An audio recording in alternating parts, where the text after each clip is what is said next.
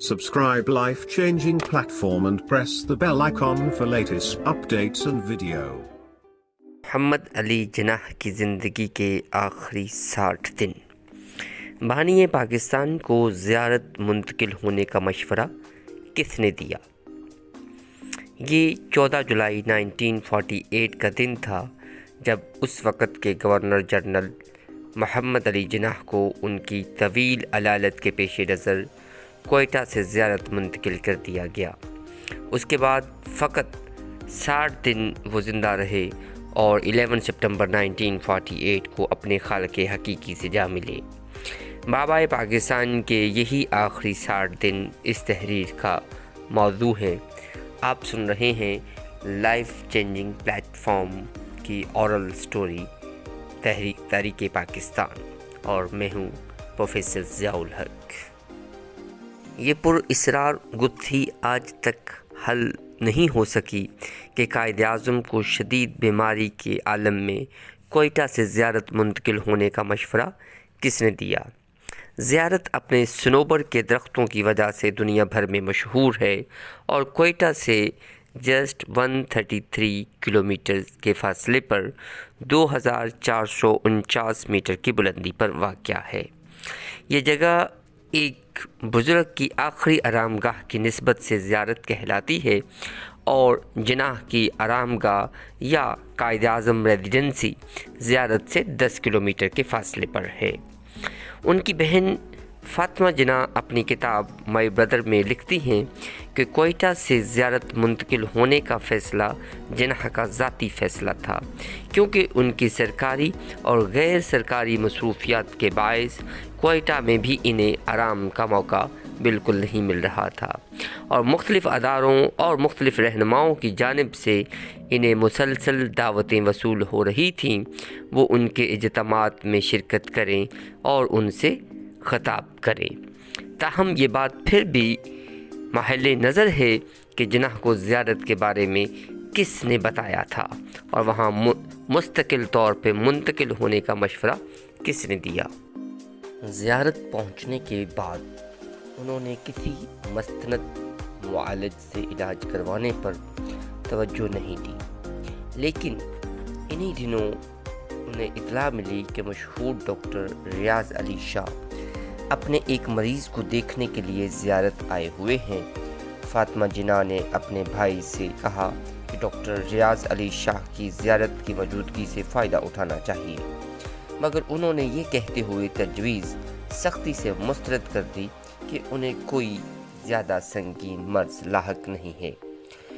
अगर उनका मैदा खुराक को ज़रा बेहतर तरीके से हज़म करने लगे तो वो जल्द ही दोबारा सेहतियाब हो जाएंगे। बकौल फ़ातिमा जिन्नाह वो डॉक्टरों के ऐसे मशवरों से हमेशा गुरेज़ करते थे कि क्या खाएं, कितना खाएं, कब सोएं, कितनी देर आराम करें।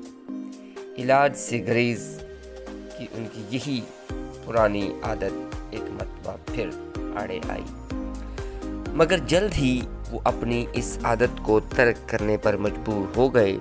ज़ियारत पहुंचने के एक हफ़्ते के अंदर उनकी तबीयत इतनी ख़राब हो गई कि उनकी ज़िंदगी में पहली मरतबा उनकी सेहत खुद उनके लिए परेशानी का बायस बन गई। अब तक उनका ख्याल था कि वो सेहत को अपनी मर्ज़ी के ताबे रख सकते हैं, मगर 21 जुलाई 1948 को जब उन्हें ज़ियारत पहुँचे हुए फ़कत एक हफ़्ता ही गुज़रा था तो उन्होंने ये तस्लीम कर लिया कि अब इन्हें सेहत के सिलसिले में ज़्यादा ख़तरात मोल नहीं लेने चाहिए और ये कि अब इन्हें वाक़या ही अच्छे तिब्बी मशवरे और तवज्जो की ज़रूरत है। फ़ातिमा जिन्नाह का कहना है जो ही उन्हें अपने भाई के इस इरादे का इल्म हुआ तो उनके प्राइवेट सेक्रेटरी फ़र्रुख अमीन के ज़रिए कबीना के सेक्रेटरी जनरल चौधरी मोहम्मद अली को पैगाम भिजवाया कि वो लाहौर के मुमताज़ फिजिशियन डॉक्टर कर्नल इलाही बख्श को बदरिया हवाई जहाज़ ज़ियारत भिजवाने का इंतज़ाम करें। डॉक्टर इलाही बख्श 23 जुलाई 1948 को कोयटा और फिर ज़ियारत पहुँचे, लेकिन दिन भर सफ़र करने के बावजूद इन्हें ज़ियारत पहुँचते पहुँचते शाम हो गई और जिन्ना से उनकी मुलाकात अगली सुबह ही मुमकिन हो सकी। उन्होंने अपनी किताब में लिखा है, जब मैंने कायद आज़म से उनकी बीमारी के मुतल्लिक़ इस्तफसार किया तो उन्होंने तमाम ज़ोर इस बात पर था कि वो बिल्कुल ठीक है। अगर उनका मैदा ठीक हो जाए तो वो जल्द मामूल के मुताबिक काम करने लग जाएंगे। मगर जब डॉक्टर इलाही बख्श ने जिन्ना का सरसरी मुआयना किया तो वो इस नतीजे पर पहुँचे कि इनका मैदा तो बिल्कुल ठीक है, लेकिन उनके सीने और फेफड़ों के बारे में सूरत हाल इत्मीनान बख्श नहीं है। डॉक्टर इलाही बख्श के मशवरे पर अगले दिन कोयटा के सिविल सर्जन डॉक्टर सदीकी और क्लिनिकल पैथोलॉजिस्ट डॉक्टर महमूद ज़रूरी आलात और साजो सामान के साथ ज़ियारत पहुंच गए। उन्होंने फौरी तौर पर जिन्ना के टेस्ट किए, जिनके नताइज ने डॉक्टर इलाही बख्श के उन खदशात की तस्दीक कर दी कि वो टीबी में मुब्तला हैं। डॉक्टर इलाही बख्श ने जिन्ना के मर्ज़ के हवाले से सबसे पहले फातिमा जिन्ना को मतला किया और फिर उन्हीं की हदायत पर अपने मरीज़ को भी आगाह किया। डॉक्टर इलाही बख्श लिखते हैं, कायद आज़म ने जिस अंदाज में मेरी तशख़ीस को सुना, मैं उससे इंतहाई मुतासर हुआ।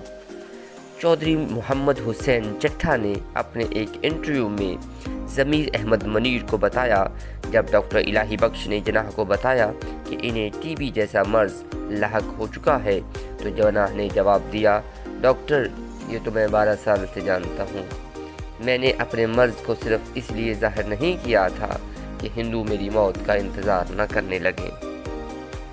बर्र-ए-सग़ीर की जद्दोजहद आज़ादी पर के मौजू पर लिखी गई एक मशहूर किताब फ्रीडम एट मिडनाइट के मुसन्निफ़ लिखते हैं, अगर अप्रैल 1947 में माउंटबेटन, जवाहरलाल नेहरू, महात्मा गांधी में से किसी को भी इस गैर मामूली राज का इल्म हो जाता जो बम्बई के एक मशहूर डॉक्टर J.A.L. पटेल के दफ्तर की तिजोरी में इंतहाई हिफाजत से रखा हुआ था, तो शायद हिंदुस्तान कभी तकसीम होता ही ना और आज एशिया की तारीख किसी और धारे पे खड़ी होती। ये वो राज था जिससे बरतानवी सीक्रेट सर्विस भी आशना न थे। ये राज जिन्ना के फेफड़ों की एक एक्सरे फिल्म थी, जिसमें बानी पाकिस्तान के फेफड़ों पर टेबल टेनिस की गेंद के बराबर 2 बड़े बड़े धब्बे साफ नज़र आ रहे थे। हर धब्बे के गिर्द एक बाला सा था, जिससे ये बिल्कुल वाज़ह हो जाता कि टीबी का मर्ज़ जिन्ना के फेफड़ों पर किस कदर जारहाना अंदाज में हमला आवर हो चुका है। डॉक्टर पटेल ने जिन्ना की दरख्वास्त पर इन एक्सरेज के बारे में कभी किसी को कुछ न बताया, ताहम उन्होंने जिन्ना को इलाज और सेहतयाबी के लिए ये मशवरा ज़रूर दिया कि उनका इलाज सिर्फ़ और सिर्फ आराम में मुज़मर है। बानी पाकिस्तान जिन्ना के पास आराम का वक़्त ही कहाँ था, उनके पास वक़्त कम था और काम बहुत ज़्यादा। वो बाकायदा इलाज का इख्तिमाम कभी न कर सके। वो इतनी आहनी हिम्मत के मालिक थे कि उन्होंने अपने मर्ज़ के बारे में अपनी अज़ीज़ तरीन बहन को भी आगाह नहीं किया। हत्ता कि उन्होंने डॉक्टर इलाही बख्श को भी अपने राज के बारे में उसी वक्त आगाह किया जब वो खुद यही तशख़ीस कर चुकी थी। लॉर्ड माउंटबेटन ने एक तवील अरसे के बाद एक इंटरव्यू में इस बात का इतराफ़ किया कि सारी ताकत जिन्ना के हाथ में थी। अगर किसी भी तरह से मुझे ये इल्म होता कि वो बहुत कम अरसे ही में फौत हो जाएंगे तो मैं हिंदुस्तान को कभी तकसीम न होने देता। ये वाहिद सूरत थी कि हिंदुस्तान मुतहिदा सूरत में बरकरार रहता। रास्ते का पत्थर सिर्फ मिस्टर जिन्ना थे, दूसरे रहनुमा इस कदर बेलोच नहीं थे और मुझे यकीन है कि वो कांग्रेस और उनके लोगों के साथ कोई ना कोई मफाहमत पैदा कर लेते और यूं पाकिस्तान ता क़यामत वजूद में ना आता। डॉक्टर इलाही बख्श लिखते हैं, जब मर्ज़ की तशख़ीस हो गई तो मैंने एक जानिब इलाज और खुराक में मुनासिब रद्दोबदल की اور دوسری جانب لاہور سے ڈاکٹر ریاض علی شاہ، ڈاکٹر ایس عالم اور ڈاکٹر غلام محمد کو ٹیلی گرام دیا کہ وہ ضروری ساز و سامان اور ایکس رے کے آلات لے کر فوراً زیارت پہنچیں۔ 30 جولائی 1948 کو جناح کے تمام معالجین زیارت پہنچ چکے تھے۔ اس سے ایک دن پہلے بابا قوم کی حالت کی دیکھ بھال کے لیے کوئٹہ سے ایک تربیت یافتہ نرس فلس ڈلہم کو بھی زیارت بلایا جا چکا تھا۔ اب خدا کر کے جناح کا باقاعدگی سے علاج شروع ہونے کے امکانات پیدا ہو گئے تھے کہ اسی دن ایک ایسا واقعہ پیش آیا جس پر اب تک تاریخ خاموش ہے، اور جو لوگ اس واقعہ سے واقف بھی ہیں ان کا بھی یہی اصرار ہے کہ اس واقعے کو اب راز ہی رہنے دیا جائے۔ اس واقعے کو سب سے پہلے محترمہ فاطمہ جناح نے اپنی کتاب مائی بردر میں قلم بند کیا تھا۔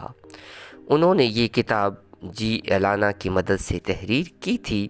ان کی وفات کے بعد اس کا مسودہ ان کاغذات میں دستیاب ہوا جو اب اسلام آباد میں نیشنل آرکائیوز میں محفوظ ہیں۔